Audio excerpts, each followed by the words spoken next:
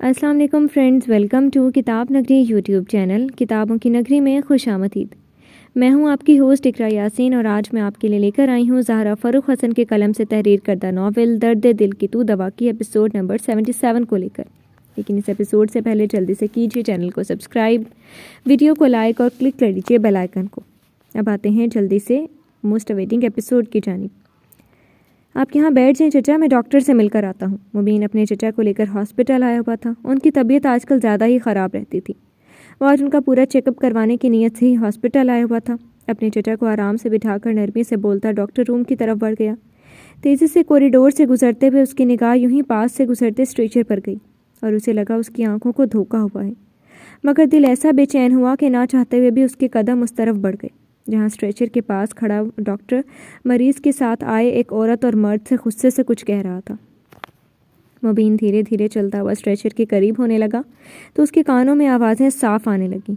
इतनी देर में लाए हैं आप लोग पेशेंट को? और किसने मारा इसे? बचने की अब कोई चांसेस नहीं है। हम ये रिस्क नहीं ले सकते। ये केस तो वैसे भी मारपीट का लग रहा है। पुलिस केस है ये। आई एम सॉरी, मैं इसे नहीं चेक कर सकता।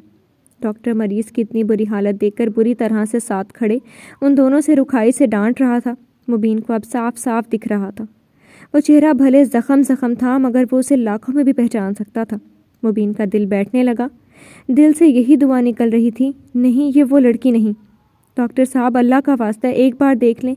अभी कुछ सांसें बची हैं, इसे बचा तो लें। बेचारी यतीम लड़की है, बिल्कुल लावारिस है। शोहर ने मार पीट कर तलाक दे दी है। इसकी छोटी बच्ची ज़ख्मी बीमार है। आप एक बार देख तो लें।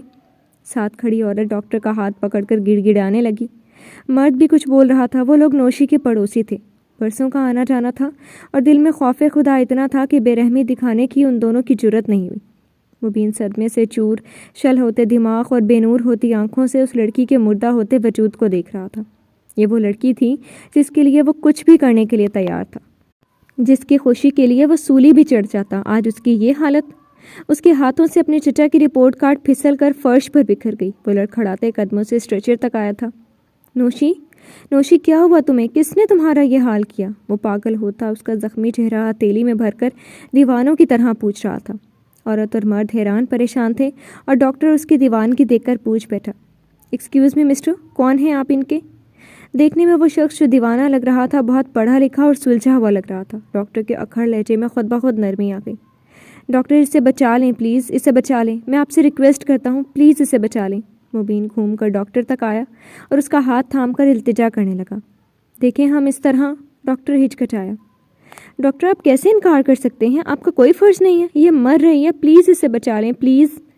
उसका बस नहीं चल रहा था कैसे भी करके नौशी की ज़िंदगी को महफूज कर ली। उसकी तड़प ऐसी थी कि डॉक्टर के दिल पर असर कर गई। ओके, मैं चेक करता हूँ मगर मैं इन्हें बचाने की कोई गारंटी नहीं दे सकता। सिस्टर, पेशेंट को ऑपरेशन थिएटर में लेकर चलें, डॉक्टर कहकर नर्स से बोला तो वो सब हरकत में आ गई। मुबीन अपने दोनों हाथों की उंगलियों को बालों में फंसाए जाते हुए स्ट्रेचर को नम आँखों से देख रहा था। दिल डूब डूब जा रहा था। ऐसा लग रहा था जैसे ज़िंदगी उससे उसकी सांसें छीने जा रही हो। कौन हो तुम बेटा? नौशी को लाने वाले मर्द और औरत ने उससे पूछा तो वह तेज़ी से मुड़ा। किसने किया ये सब और फाइक वो कहाँ था? बेचाए अपनी पहचान बताने के वो अब सुर्ख आंखों से जबड़े भींचे पूछ रहा था। वो औरत उसे सारी दास्तान सुना रही थी और मुबीन पागलों की तरह बाल नोचता दीवाना सा हो रहा था। रह रह कर उससे पछतावा हो रहा था कि वो अपने दोस्तों से क्यों गाफिल हो गया। उसे कम से कम फाइक को एतमाद में लेकर उस दिन की हकीकत बता देनी चाहिए थी, तो आज शायद इतना बड़ा हादसा नहीं होता। उसे अपने दोस्तों पर गुस्से के साथ साथ नफरत भी महसूस हो रही थी। दोनों की मोहब्बत इतनी कच्ची निकली। दोनों ने ही नौशी पर जुल्म सितम की हद तोड़ दी। काश वो उसी दिन बढ़कर उसका हाथ थाम लेता, उसे अपनी इज्जत बना लेता, तो आज उसकी नौशी को इतने गम तो नहीं उठाने पड़ते। बेटा, अगर हो सके तो फाइक से कह दो कम से कम अपनी बेटी का ही ख्याल कर ले। छोटी सी मासूम बच्ची बीमार ज़ख्मी पड़ी है। औरत उस हमदर्द को देखकर अब अपने सर से बोझ उतार देना चाहती थी, इसलिए मुबीन से इल्तिजा की। कहाँ है वो? मुबीन फ़ौरन अपनी जगह से खड़ा हो गया। इसी हॉस्पिटल में, बहुत बुखार है उसे, सर में चोट लगी है, शायद गिर गई थी। मर्द ने बताया तो मुबीन का दिल कहने लगा। वो थाड़े मार मार कर रोई। न जाने किस तरह उस मासूम बच्ची ने रात गुजारी। अगर सुबह होती ही ये औरत उनके घर नहीं जाती तो? मुबीन का दिल डर कर सुकड़ गया। वो उस औरत के साथ चलते हुए हॉस्पिटल की दूसरी तरफ आ गया जिधर मासूम समीन को एडमिट किया गया था। बेड पर लेटी छोटी मासूम बच्ची, हाथों में ड्रिप और सर पर बंधी पट्टी। کانچ کی گڑیا سی مگر مرجھائے ہوئے پھول جیسی نوشی کی بیٹی۔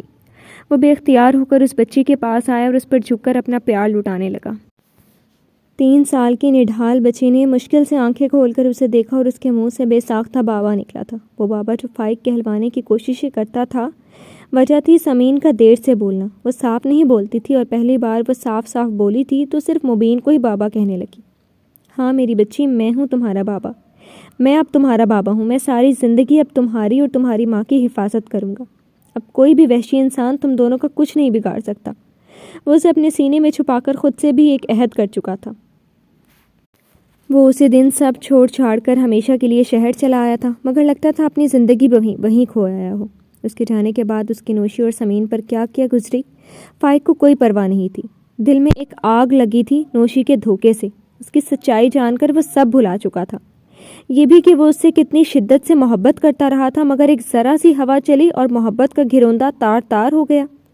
اس کی اماں کی حالت ابھی بھی تشویشناک تھی۔ ہاسپٹل کے بینچ پر وہ سر پکڑے بیٹھا ہوا تھا کہ کسی نے ان کے شانے پر اپنا مضبوط ہاتھ رکھا۔ انہوں نے فوراً سر اٹھایا اور مبین، زمانے بعد وہ کسی مہربان کو دیکھ رہے تھے۔ ان کا دل بھر آیا۔ دل نے کہا آج بڑھ کر دوست کے گلے لگ کر اپنے سارے دکھ کہتے۔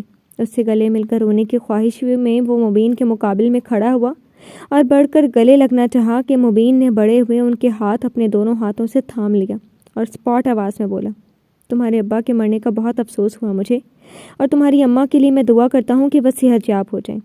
فائق نے چونک کر مبین کے سرد انداز کو دیکھا۔ وہ تسلی دے رہا تھا یا بس فارمیلٹی نبھا رہا تھا؟ اس کے بڑے ہاتھ پہلو میں گر گئے۔ گلے ملنے کی خواہش خود بخود دم توڑ گئی۔ بس خاموشی سے وہ مبین کا زندگی میں پہلی بار اتنا سنجیدہ چہرہ دیکھ رہا تھا۔ جس کے چہرے پر ہمیشہ محبت کی چمک رہتی تھی، وہ سخت پتھر بنا ہوا تھا۔ تمہارے ابا کا سن کر تمہارے گاؤں گیا ہوا تھا، مگر مجھے نہیں معلوم تھا کہ تمہارے گھر میں ایک اور موت ہو گئی ہے۔ میں ابھی ایک جنازہ اور دفنا کر آ رہا ہوں، تمہیں تو شاید معلوم بھی نہیں ہو۔ مبین کا انداز بہت کاٹ دار تھا۔ فائق بری طرح سے چونکا تھا۔ بے چینی سے اس نے مبین کو دیکھا، جہاں اس کے چہرے پر آج اس کے لیے محبت بھرا کوئی بھی احساس نہ تھا۔ اس کی آنکھوں میں فائق کے لیے سرد پن تھا، بلکہ ایک طرح کا غصے کا طوفان بھی چھپا ہوا تھا۔ جاننا نہیں چاہو گے کہ کس کا جنازہ دفنا کر آیا ہوں فائق؟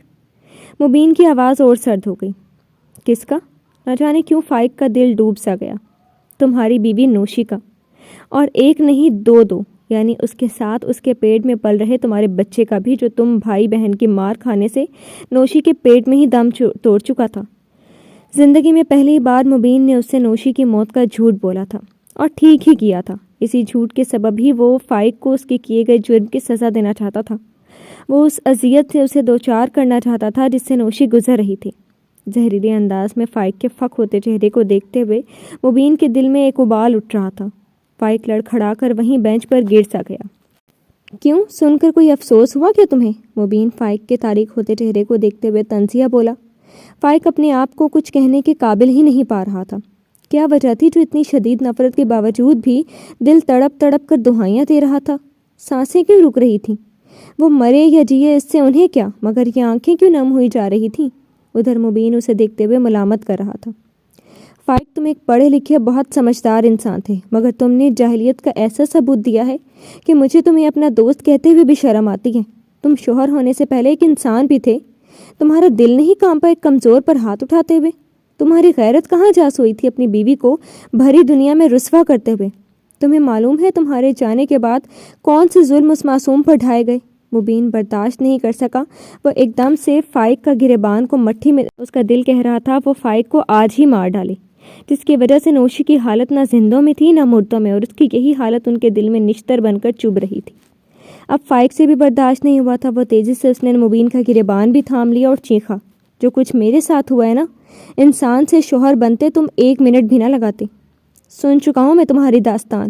مبین نے غصے سے اپنا گریبان چھڑا کر اسے دھکا دیا۔ فائق لڑکھڑا کر وہیں بینچ پر گرا تھا۔ سچائی کیا تھی میں بخوبی جانتا ہوں، مگر تم نہیں۔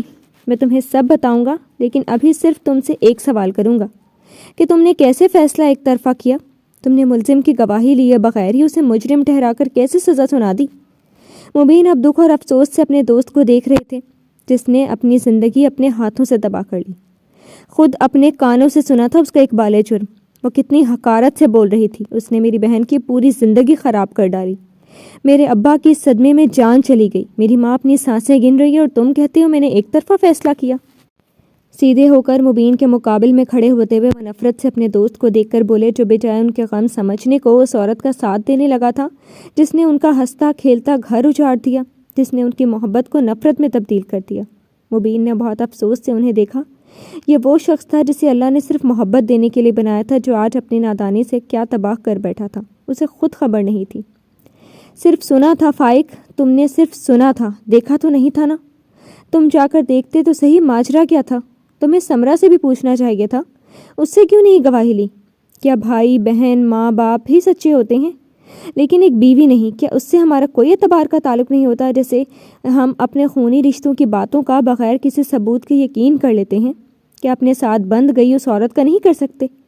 ایک جھٹکے میں اسے بے اعتباری کا تمغہ تھما دیتے ہیں۔ مبین دھیمی آواز میں بولتے جا رہا تھا اور فائق خاموشی سے سب سن رہا تھا۔ تمہیں معلوم ہے سمین کس حال میں ہے؟ اپنی بیٹی کی تو کوئی خبر لے سکتے تھے۔ ان کی خاموشی پر وہ زہر خند ہوا۔ نہیں ہے وہ میری بیٹی، جس کی ہے اس سے کہو آ کر لے جائے اپنی ناجائز۔ اس سے پہلے کہ وہ آگے اور کچھ کہتے، مبین نے ایک تھپڑ انہیں دے مارا تھا۔ فائق نے پہلے تعجب پھر غصے سے مبین کو دیکھا۔ اس تھپڑ کا بہت اچھے سے میں بھی تم کو جواب دے سکتا ہوں، مگر اپنی دوستی کا بس خیال ہے۔ سرخ آنکھوں سے مبین کو دیکھتے وہ ضبط سے بولا، اور اگر تو نے پھر ایسی بیہودہ بات کی نا تو تجھے ایک دو نہیں کئی تھپڑ ماروں گا۔ شرم نہیں آتی اپنے خون کو گندا کہتے ہوئے؟ بہت ہی ملامت بھری نظروں سے وہ غرایا۔ فائق اس بار ہونٹ بھینچ کر مبین کو گھور رہا تھا۔ پیشانی کی رگیں پھڑکنے لگی تھیں، برداشت کرنا مشکل تھا۔ فائق معین علی، تمہیں معلوم ہے تم نے کس شخص پر الزام لگایا ہے؟ کیا تم نے کبھی جاننے کی کوشش کی کہ نوشی تم سے شادی سے پہلے کس سے محبت کرتی تھی، کس کے ساتھ بھاگ جانا چاہتی تھی؟ وہ انسان کون تھا؟ مبین کی آواز غراہٹ جیسی تھی۔ فائق کی آنکھوں میں سوال سا اتر آیا۔ وہ شخص زین علی تھا فائق، ہمارا دوست زین علی، جس کے کردار کی گواہی تم خود دو گے۔ بہت چاہتے تھے وہ ایک دوسرے کو، لیکن آج جو غلطی تم نے کی ہے نا، وہی غلطی زین نے بھی کی تھی، نوشی پر یقین نہ کر کے، بالکل تمہاری طرح۔ ہاں، اسی طرح اس کی محبت بھی دو کوڑی کی نکلی تھی۔ مبین نے ساکت کھڑے فائق کے سینے پر انگلی کی نوک ماری تھی۔ تم جانتے ہو کیا ہوا تھا اس دن؟ اس دن مجھے نوشی کے ساتھ اس کا یار بنا کر پیش کر کے زین کی بیوی اور تمہاری بہن نے ہمیں رسوا کیا تھا۔ کیسے وہ بتاتا ہوں۔ مبین بولتا جا رہا تھا، ماضی کا ایک ایک ورق پلٹتے ہوئے اس نے سب بتا دیا، اور فائق کی آنکھیں کھلتی جا رہی تھیں مگر زبان چپ ہو گئی تھی۔ اس دن زین نے میری ایک نہ سنی، نوشی جیسی پاکیزہ لڑکی پر، ہاں وہ پاکیزہ لڑکی جس سے اس سے عشق کا دعویٰ تھا، اس پر اپنی نفرت انڈیل کر تھوک کر چلا گیا تھا۔ اور تم تو اس سے بھی بدتر نکلے۔ نوشی تمہاری عزت تھی، تمہاری بیٹی کی ماں، تمہارا عشق۔ یوں کرتا ہے کوئی اپنی عزت کے ساتھ؟ نوشی زین کی بے اعتباری تو سہ گئی، مگر تمہاری بے اعتباری نے اسے مار ڈالا، مر گئی وہ، اور تم اس کے قاتل ہو فائق علی، تم اس کے قاتل ہو۔ مبین ایک ایک کر کے انکشاف کرتا گیا اور اس کے کانوں کے پاس جسے دھماکہ ہوتا چلا گیا۔ وہ آنکھوں میں بے یقینی لیے مبین کے چہرے پر نگاہ گاڑے بالکل ساکت سا کھڑا تھا، جیسے اب جسم میں جان ہی نہ ہو۔ مجھے معلوم ہے تم میرا یقین نہیں کرو گے، آؤ تم میرے ساتھ چلو، تمہیں آج حقیقت کا چہرہ دکھاتا ہوں۔ اس نے کہتے ہی فائق کا ہاتھ غصے سے دبوچا، پھر اسے زبردستی اپنے ساتھ لے کر باہر کی طرف بڑھا تھا۔ فائق نے کوئی احتجاج بھی نہیں کیا۔ جو انکشاف ابھی کچھ دیر پہلے مبین نے کیا تھا وہ اسے شوق لگا چکا تھا۔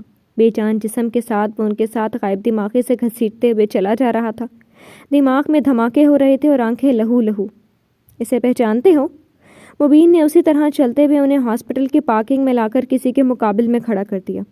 فائق نے سامنے کھڑے شخص کو دیکھا، بہت کم مدت میں ہی صحیح، مگر وہ چہرہ اس رات انہوں نے دیکھا ضرور تھا۔ یہ وہی شخص تھا جب پچھلے صحن میں رات کے اس پہر انہوں نے سمرا کو اس کے ساتھ دیکھا تھا، جو سمرا کے بقول وہ نوشی کا۔ یہ زہریلی سوچ آتے ہی وہ اس ندامت سے ڈوبے شخص پر جھپٹ ہی جانا چاہتے تھے کہ مبین اس سے پہلے ہی اس کے اور اس انسان کے بیچ میں آ گیا۔ پہلے اس کی بات سن لو، تب فیصلہ کرنا گریبان تھامنے کہ یہ لائق ہے یا تم۔ بے حد طنزیہ نظروں سے اس کو دیکھتے ہوئے وہ دونوں کے درمیان سے ہٹ گیا، اور پھر جو انکشافات ہوئے اس نے فائق کو جیتے جی ہی جیسے جہنم میں دھکیل دیا تھا۔ اس نے سب بتا دیا، کیسے سمرا نے اسے استعمال کیا، ہوٹل والی رات اسی کو تصویریں لینے کا کام نگار اور سمرا نے سونپا تھا، اور پھر کیسے مبین نے نوشی کو بچایا اور نگار نے اس سے ان دونوں کی تصویریں کھنچوانے کا حکم دیا تھا۔ پھر زین کے نکاح کے دن والی ساری حقیقت، نگار کا نوشی کی آواز بنا کر مبین کو بلا کر پھنسانے والا پلان، اور پھر وہ سب پلان جو سمرا نے حسد میں ان دونوں کی زندگی برباد کرنے کے لیے پلان کیا تھا۔ نوشی تو اس دن گھر پر نہیں تھی۔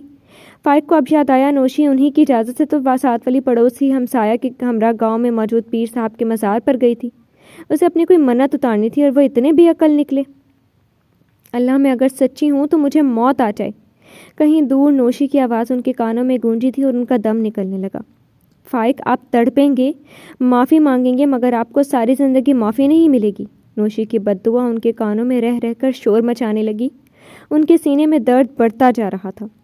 بھائی مجھے معاف کر دے، بھائی نوشی سے کہیں مجھے معاف کر دے، یہ اذیت اب سہی نہیں جاتی، یہ آگ اب برداشت نہیں ہوتی۔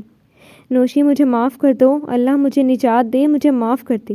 نوشی کی آواز سمرا میں تبدیل ہو گئی۔ درد سے چیختی چلاتی سمرا کی آوازیں، پھر نوشی کی بد دعا، اسی کی صدا۔ انہوں نے اپنے کانوں پر تڑپ کر ہاتھ رکھ لیا۔ سانس سینے میں اٹک اٹک کر چلنے لگیں۔ انہیں لگنے لگا کہ کوئی ان کے گلے پر پاؤں رکھ کر کھڑا دھیرے دھیرے دبا رہا ہو۔ بند ہوتی آنکھوں سے انہوں نے منظر دیکھا۔ ماضی اب حال میں تبدیل ہو چکا تھا، مگر آوازیں اب بھی لگاتار ان کے کانوں میں گونج رہی تھیں۔ انہوں نے پاس کھڑے الیار یا سامنے بیٹھے ثاقب کو دیکھا۔ وہ ان دونوں کو آواز دینا چاہتے تھے، اسے مدد کے لیے پکارنا چاہتے تھے، مگر حلق میں آواز گھٹ سی گئی۔ الیار نے عجیب سے احساس کے تلے اپنی گردن موڑ کر فائق صاحب کو دیکھا۔ ان کی غیر ہوتی حالت، وہ اپنا گلا پکڑے جھکتے جا رہے تھے۔ الیار پر بوکھلاہٹ سے سوار ہوئی۔ ان کے قریب تیزی سے آنے میں اس کا پاؤں دیوار سے لگی کتار میں رکھی کرسیوں سے الجھا اور ان کرسیوں پر وہ الٹتے الٹتے بچا۔ خود کو سنبھال کر برق کی تیزی سے اٹھا اور اس سے پہلے کہ فائق صاحب فرش پر گر جاتے وہ انہیں اپنے بازوؤں میں سنبھال چکا تھا۔ ڈیڈ! الیار نے گھبرا کر ان کا چہرہ دیکھا، پسینے سے تر چہرہ، ساتھ ہی ان کا تنفس بہت ہی آہستہ آہستہ چل رہا تھا۔ رنگ سفید ہو چکا تھا۔ ثاقب اور نیلم بھی گھبرا گھبرا کر ان سے کچھ پوچھ رہے تھے۔ آپا بھی کھڑی تھی، مگر ان کی آنکھیں بند ہوتی جا رہی تھی۔ سارا منظر تاریکی میں ڈوب گیا اور الیار کو ان کی حالت نے دیوانہ سا کر دیا۔ ڈاکٹر! انہیں بازوؤں میں سنبھال کر وہ پوری قوت سے چیخا تھا۔ جی تو فرینڈز، کیسی لگی آپ کو آج کی ایپیسوڈ؟ امید ہے آپ کو پسند آئی ہوگی۔ کمنٹ سیکشن میں اپنی رائے کا اظہار ضرور کیجیے گا۔ پھر حاضر ہوں گے ناول کی نئی قسط کے ساتھ۔ تب تک کے لیے شکریہ۔ اللہ حافظ۔